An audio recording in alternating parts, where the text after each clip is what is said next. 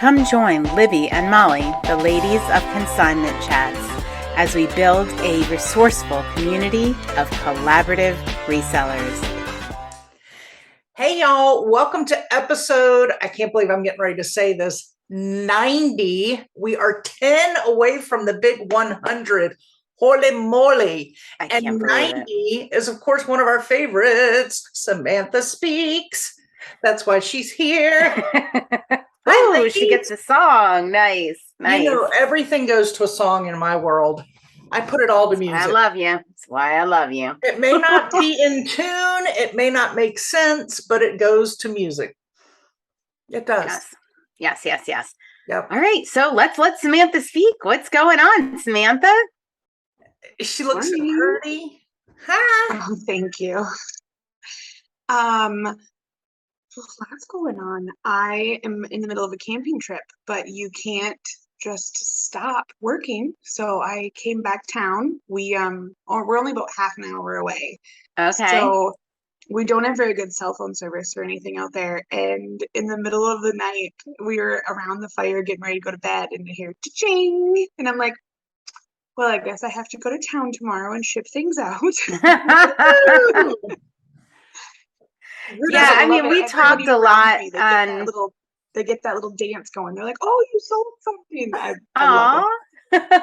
We talked on our Patreon group about vacations. I don't know if you were on that one about, how to take a reseller vacation and what it looks like. And I've come to the conclusion that it's very different for a business owner and somebody who works in the business. Absolutely. To be able to, and I think you're a good example of it. It comes with you. Like, whether or not you shut things down, there are some, people that don't have a business, I think, often say to me, oh, well, that's great. You can take vacation whenever you want. You have, you have so much freedom. And the reality of it is that's just not true.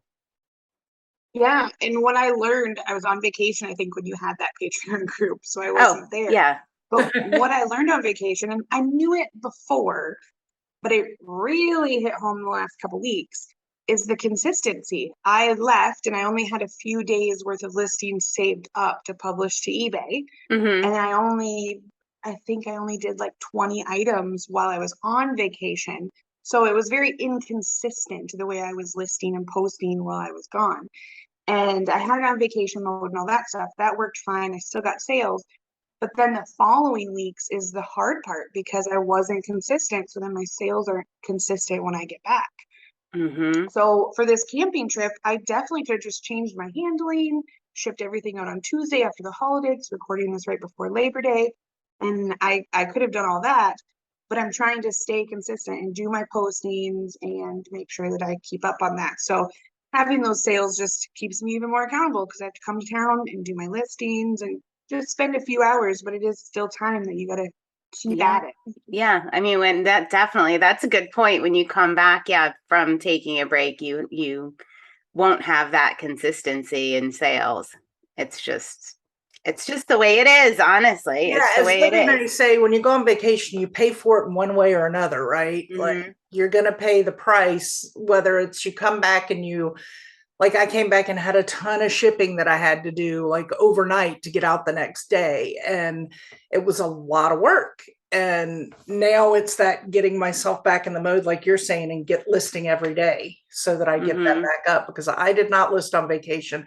And that takes us back to Libby, the difference you were saying between a business owner and a non-business owner, because you and I just went on vacation together, although mine extended longer on the beginning and the end. For Nick and I'm able to do that because I don't own the business. You own the business. Yeah. And so when I go on vacation, I do try to just shut off. But when we were together, you were on your computer working a lot when I wasn't, because when you're a business owner, you got to do it. It comes with you. And I had no, disillusion about that because my parents are, business owners and have been for a long time. So I was aware of the reality of it, but I think a lot of people just going in aren't aware of the reality where you just can't shut it down, shut it off, there's still going to be things going on behind the scenes, and as the business owner, you're ultimately responsible for that, and you have to take care of it. It's not as easy as saying, I'm taking a 2-week vacation. Sure. If something happens in your brick and mortar, I'm thinking of this, like when my alarm went off in the middle of the night. Yeah, I had my kids. Yeah, it wasn't easy to get down, but I'm ultimately responsible to go meet with the police and take care of it. Mm-hmm. Right. Yep. And if you're on vacation, something like, you're responsible for taking care of it. It's you. Yeah. That's it. The nice thing though about being online versus brick and mortar, which I did a poll this past week in our community, and we're almost about 50-50 of who has an actual store and who does it online. And then we have a little bit of a mix of people that do both.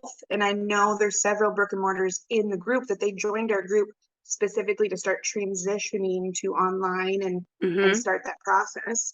But that's a huge difference. I mean, when I worked my corporate job, I had employees and stuff that I had to, and buildings and alarms and things.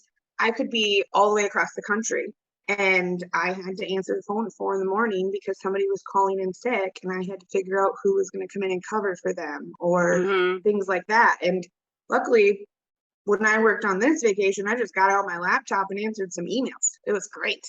Right. Yeah, it's a little bit easier to handle, but you're still, you're still on the hook if you want, to maintain your business.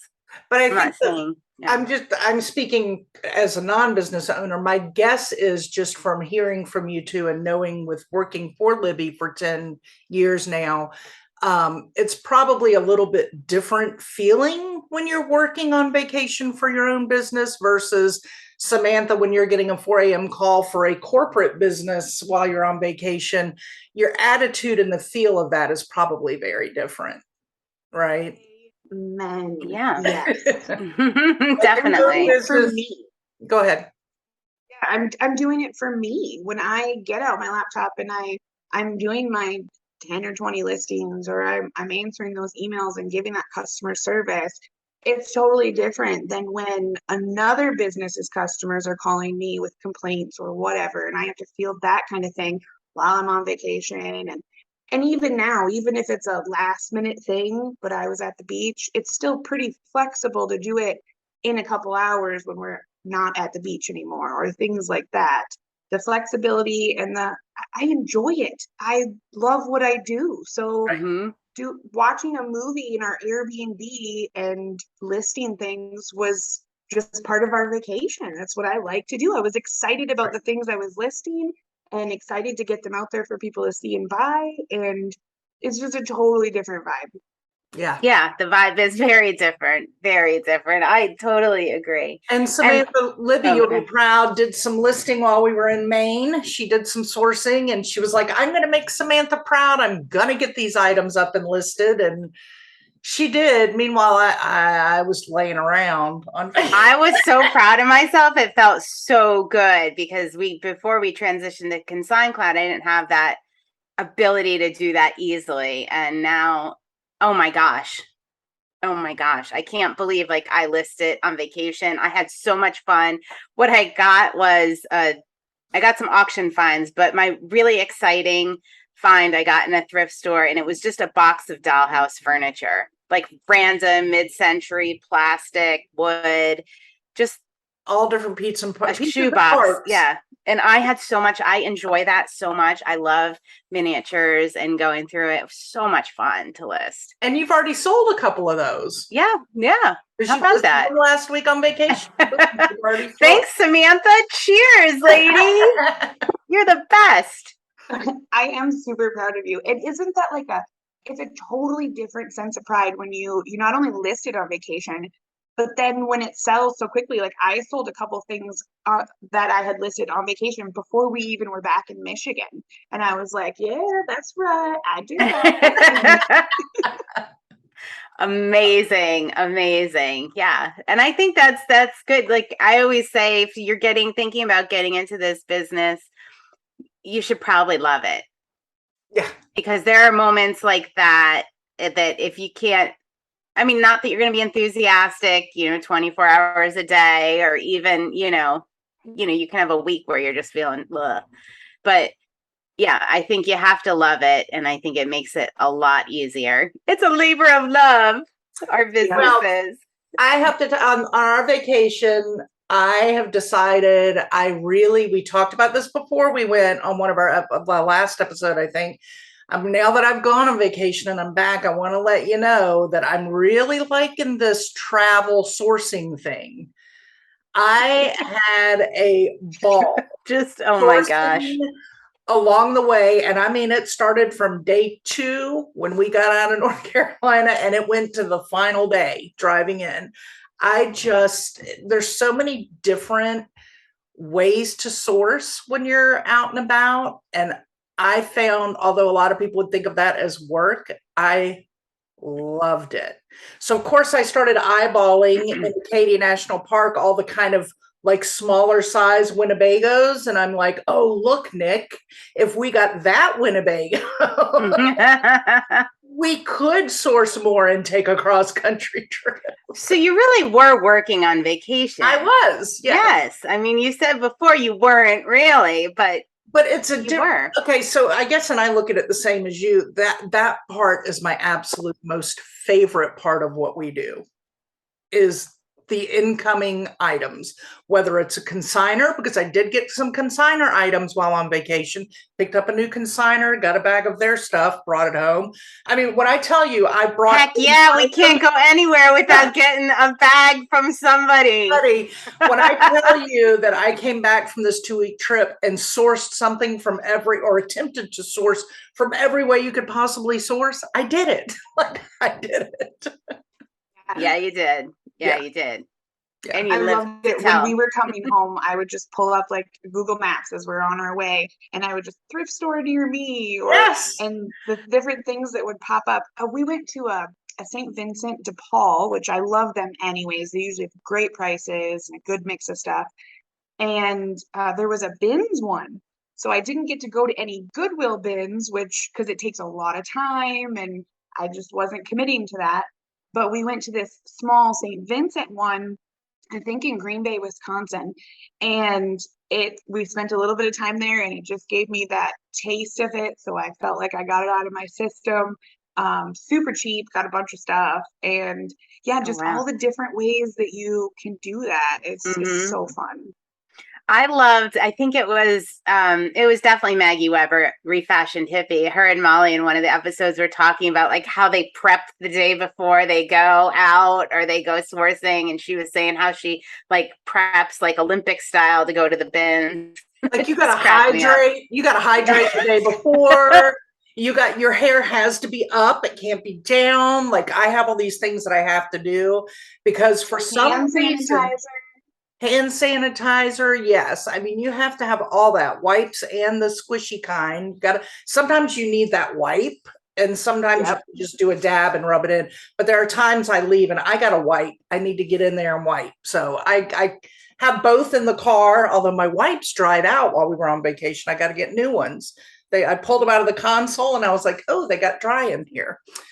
But yeah, there's a whole prep. I think that there's a whole— because it is a full body workout when you source properly. And I don't care if I am zipping up and down aisles or I am standing looking through some, without a doubt, the back of my neck gets sweaty. I don't know why. And that's why I always have to put my hair up. I think it's just the excitement and the adrenaline.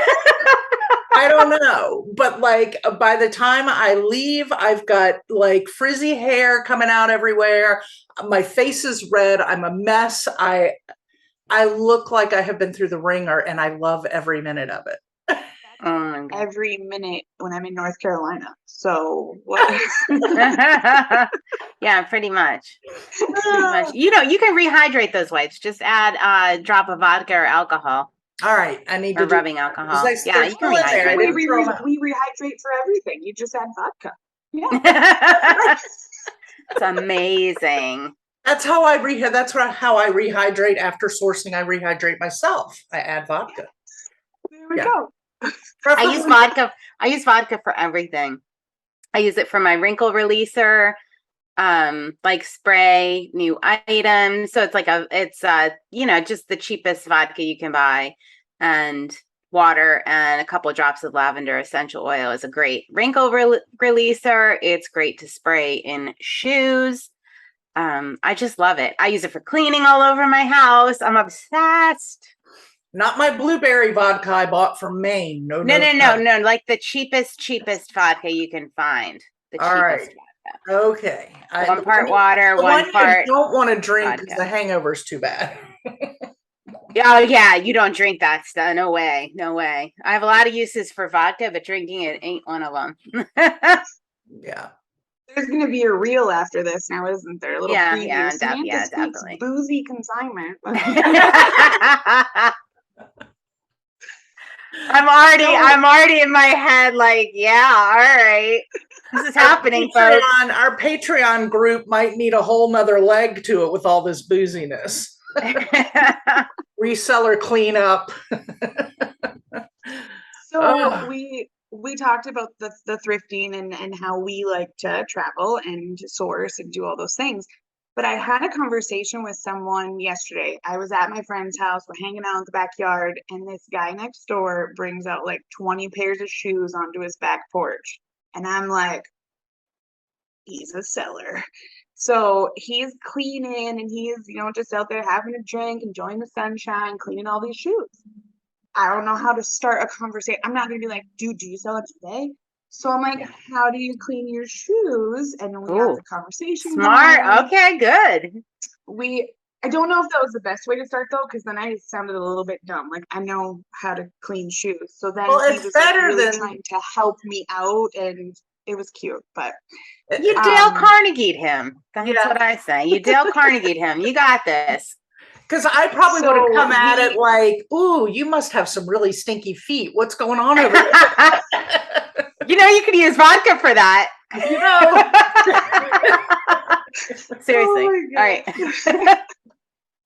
So we ended up having like an hour-long conversation about our eBay stores and numbers and sourcing and all that stuff. He was trying to talk me out of doing consignment. He was trying to convince me, and I mean, this guy lives like 2 blocks away from my house. He's in the same town, the same geographic area. And he's trying to tell me that I need to get all the money and not 50%. And I was trying to, the conversation made me love consignment even more because I don't need to put in the money. I don't have to go out and spend my money. I just have to make sure that I build good consigners. And his view of consignment was that people that had come up to him and said, I have these old baseball cards and I want at least X amount of money out of them and this and this. And I said, no. In the beginning, you have those conversations, you have those people, you're trying to build it up, that happened. But now I have people that fill my porch up with stuff and say, oh, hey, by the way, I dropped off a bag of things. And I go through it and I donate what I want to donate. I set the prices. I do all the stuff. They trust me to just get the most amount of money out of the things that they bring me. And I'm not wasting my time with little teeny tiny things because I feel obligated to them because I know it's not going to bring them the most money. I'm going to spend the time on the nicer things. And then I tell them that I give them feedback so they know what to bring me next time. And I've essentially groomed these people to know what we need to make this relationship work. And I think his perspective on it was just totally different. I was wasting my time with these little piddly things. And I don't know if I convinced him at the end. He did say he was going to reach out to a couple people that had talked to him before, but I definitely convinced myself that I love doing what I do. So yeah, I mean, it's so like we're providing income opportunities for people in our community. Like you do that a little bit when you thrift, but I mean, we're giving that money back into our communities and we have an existing pool of customers that are consigners. So yeah. I love that aspect. I do both. I do a little bit of everything, but I just love you have that existing community. You have your consigners, you have your repeat buyers, you have your shoppers. Just feel warm and fuzzy. I find it interesting that he was so on the opposite of what we built see chats for. Not that he was trying to be a part of us, because that clearly wasn't what this was about. But we're used to having people come in that are resellers that want to learn more about consignment, whereas he was our complete opposite of what we have. So it's interesting to hear what you're saying his take on it was. And I get it. There are people who don't want to deal with people. They just want to get what they get, sell it, and just deal with the people who buy. But they don't want to, and it's not for everybody. But it's interesting to hear him, that you had that conversation with him, to me, because I've never had that conversation with somebody. Have you, Libby, where it comes from that side? You have? Yeah. I think a lot of people, one of our original episodes was the top 5 challenges of consignment. I think we might need to revisit that and kind of do it. But that is one of the things that people really, they want all the money. They don't want to deal with the consigners. Consigners are number one. The number one challenge is just dealing with people. And I mean, if you don't want to, or you don't know how to effectively, we have tips and tricks for that. That certainly, I always like to say, we the best thing you can do is flag or fire a consigner. Right. I would say red flag. Because that's really important. To get up to that point where you can have those honest conversations and do that with them. And it took me a while with some of them. I was trying to be nice. Of course, you start with family and friends, and you're just trying to find that spot where you can be like, this isn't that great. I can't do anything with it. But now I'm to the point where I'm up front. I have tons of consigners or people that want to consign. So I'm confident being pickier, and I really should be even more pickier. I should be pickier about what brands of clothes I take or things like that. But I've come a long way. And I just think his take on it was you had to do whatever they dictated to you, and he didn't have any choice over any of it. Yeah, totally not. The funnier thing was, so we're in the same area, same town, and we only have 3 thrift stores within 60, 70, 80 mile radius. You have to drive hours to get to something else. So we have a Goodwill and then 2 smaller thrift stores. And our Goodwill, probably because of him as well, he's only been doing this for about 6 months. He does a lot of shoes. I would go in there, Crocs were like $1.99. Anything that's rubber sells, no matter how they look, or if they're, I've sold some goofy looking Crocs. So I would go in there, $1.99. Great. That's $20, $30, whatever. And I would immediately grab them. And I was going into Goodwill once, twice a week and going through shoes. I go through the whole store, but that was something that I noticed within weeks went up in price. Now, if I walk into our same Goodwill and there is a pair of Croc whatever in there, they're $12.99. Oh, yeah. They went up to like $5, and I was still buying them. Then they went to like $7.99, and now they are like almost all the shoes are $12.99. Our most expensive shoes 6 months ago were $4.99. So yikes. They're watching us, and they're seeing what we're getting, which is he and I had this conversation. I said, they see that we go in there, we get a bunch of shoes, and then they kept marking the prices up. We kept buying. I said, but I haven't been in there in a couple months. And he goes, oh yeah, I don't go in there anymore either. And I said, so hopefully those prices will go down, but you just lost a place to source. I have ladies things in our closet every 3 months and brings me a ridiculous amount of shoes. And I don't need to source those. Yeah. It is nice to have that, like, kind of, I want to say, like, it's a little bit recession proof, right? Because you don't have to, I hear, and I think a lot of this is like it's mostly men on YouTube, the hustlers that, they jump in, they hit it hard. They're saying they're making millions, that are a little bit putting that mindset in people's minds, like take out a line of credit, like your business should have a line of credit. Don't, be afraid to use it. When you have I mean, and I'm total opposite of that. Is I think that whatever you're doing, you should be able to support it with the profit from your business. That's one of the beautiful things about reselling. Like, don't go out and buy that Rolo. Make sure you earned that and spend that money on it. Like, upgrade as you can go. Don't take out lines of credit. In consignment, you don't have to. Right. Sorry, I just had to throw that in there because I just keep hearing it over and over and over again. And I hate to see people put themselves into debt or, just subscribe to that mindset wholly and not see another option.